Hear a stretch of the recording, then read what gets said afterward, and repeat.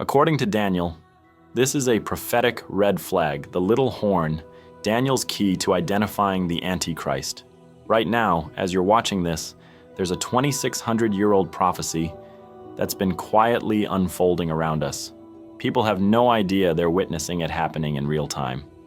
But you're about to discover something that will completely change how you see the world's current events. Deep in the pages of the Bible, there's a mysterious figure called the little horn. Now, before you think this is just another biblical character study, let me tell you something that might shock you. This isn't just any symbol, it's a detailed blueprint, a prophetic roadmap that's pointing directly to something happening right now in our world. And here's what nobody's talking about. I mean, the silence is deafening. I'm going to show you 3 things that will fundamentally shift your perspective. First, how an ancient Jewish captive received visions so detailed, they read like tomorrow's headline. What gets me is the precision of his visions. Timelines based on precise calculations. And notice I said timelines, plural. That's right. There wasn't just one timeline, there were 2. 2 timelines. Of course, I'm talking about Daniel's vision in chapter 9, where he received a prophecy about 77s, one for his people and one for his holy city, Jerusalem. Most churches understand the timeline of 77s for his people. However, we now know there are 2 timelines. Second, the 5 unmistakable characteristics of this prophetic figure that are showing up in today's leaders. And third, this is the part that gave me chills when I discovered it, how the pieces are falling into place right now in ways that most people are completely missing. But here's what's really unsettling. The more you understand this prophecy, the more you'll realize that we may be living in the generation that sees it fulfilled. Let's start with Daniel, but not the Sunday school version you might remember. This is a story of a young man who received visions so terrifying, so specific about future world events, that they've been confusing scholars for centuries, until now.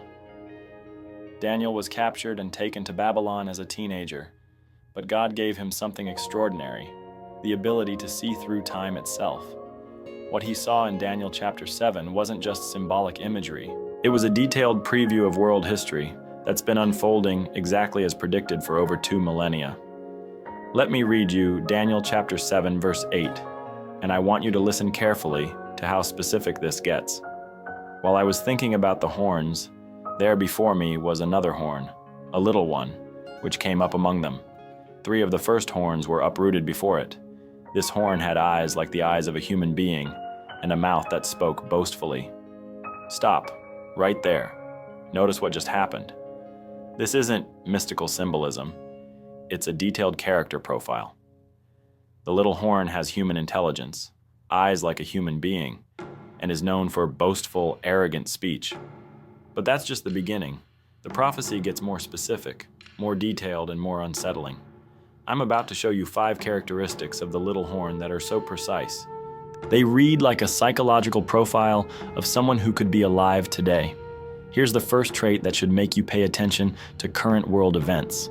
The little horn rises to power by eliminating 3 other leaders. Daniel 7 verse 8 shows us that this figure doesn't just win elections or gain influence through normal means. It literally uproots 3 other horns, 3 other centers of power. This suggests a violent, calculated takeover that removes obstacles to absolute control. Now here's the question that might keep you awake tonight. In today's world of fragile alliances, proxy wars, and sudden regime changes, how hard would it be for a cunning political figure to orchestrate the downfall of 3 rivals? We've seen dictators throughout history eliminate competition, but the little horn will perfect this strategy on a global scale. And here's what's truly disturbing. The prophecy suggests we won't see it coming till it's already happened. The 3 kings will be uprooted, caught off guard, unprepared, eliminated before they realize the threat. The second characteristic hits a little closer to home because it's something we can observe in real time. The little horn is known for boastful, blasphemous speech. Daniel 7 verse 8 describes a mouth that spoke boastfully, but verse 25 reveals the true scope of this arrogance. He will speak against the Most High and oppress his holy people and try to change the set times and the laws. This isn't just political bragging. This is spiritual warfare. The little horn doesn't just boast about earthly achievements, it directly challenges God's authority, mocks his people, and attempts to rewrite the moral foundations of society. How many leaders today use bold, divisive language that seems designed to provoke and polarize? How many are working to actively silence religious voices or redefine traditional moral boundaries?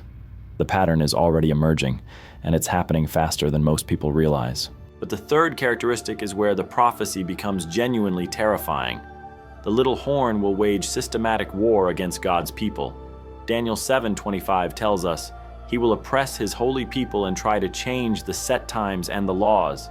The holy people will be delivered into his hands for a time, times, and half a time." This isn't random persecution. It's organized, systematic oppression designed to break the faith of believers worldwide.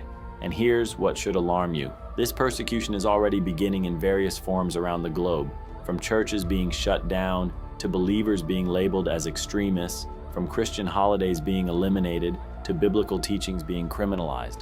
The groundwork for this global persecution is being laid right now. The little horn will simply accelerate and systematize what's already happening. The fourth trait is perhaps the most subtle, but also the most profound. The little horn will attempt to change times and laws. This goes beyond normal legislative changes. The prophecy suggests a complete rewriting of societal norms, moral foundations, and even religious tradition.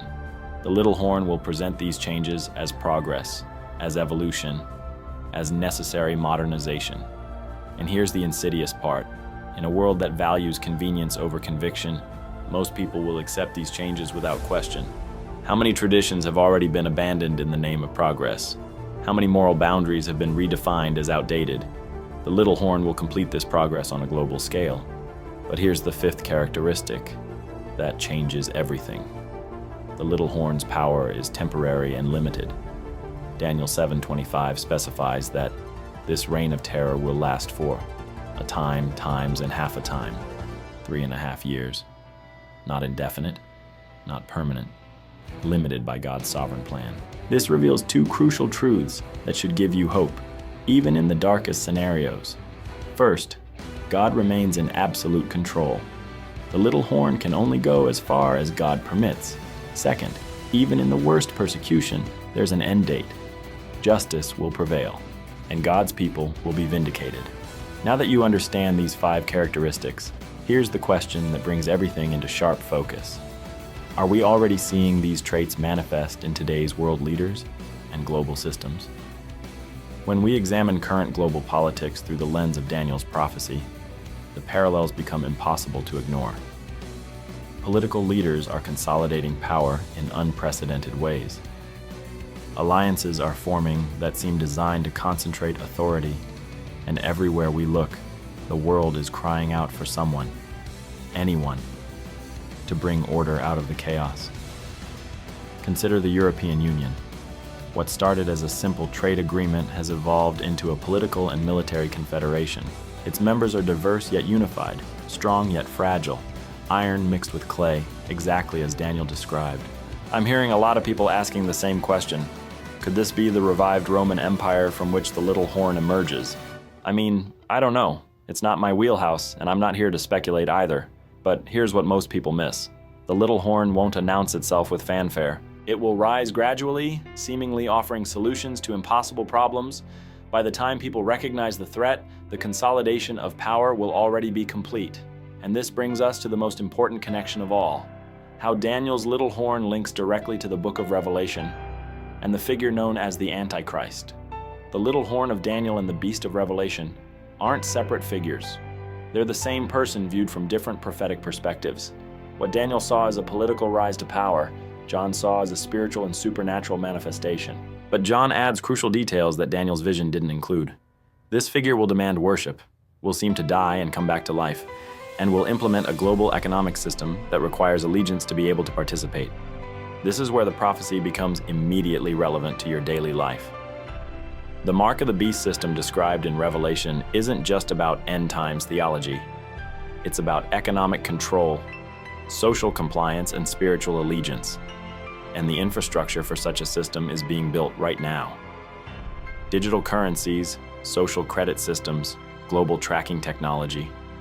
The tools needed to implement the beast's economic control are already being tested and deployed around the world.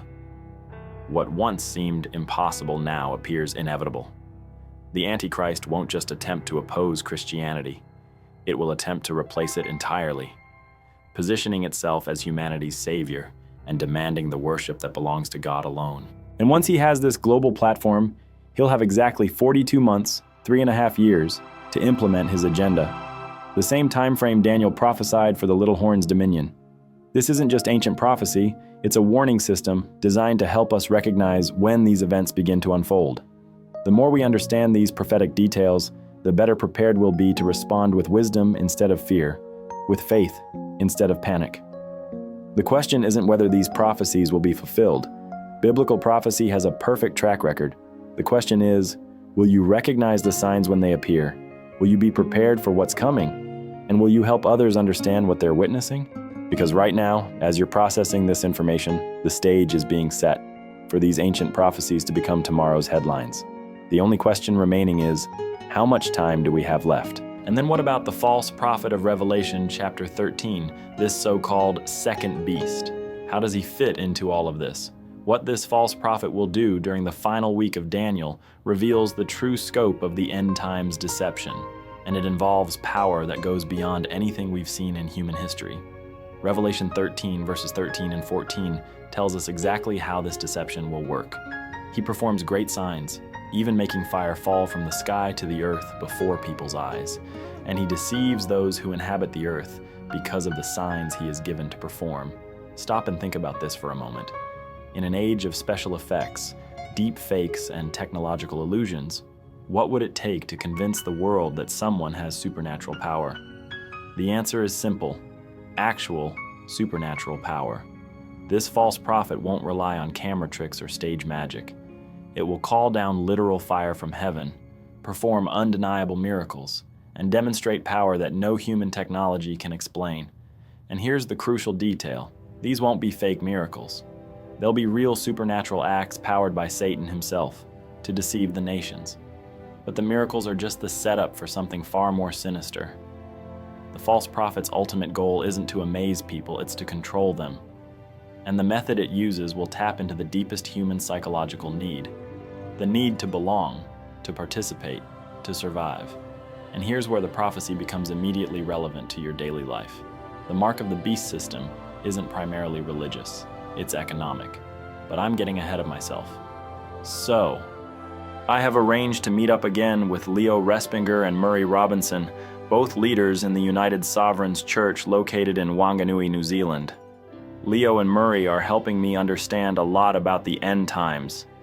To be honest, I have had to unlearn a lot of what I was taught by the mainstream church growing up.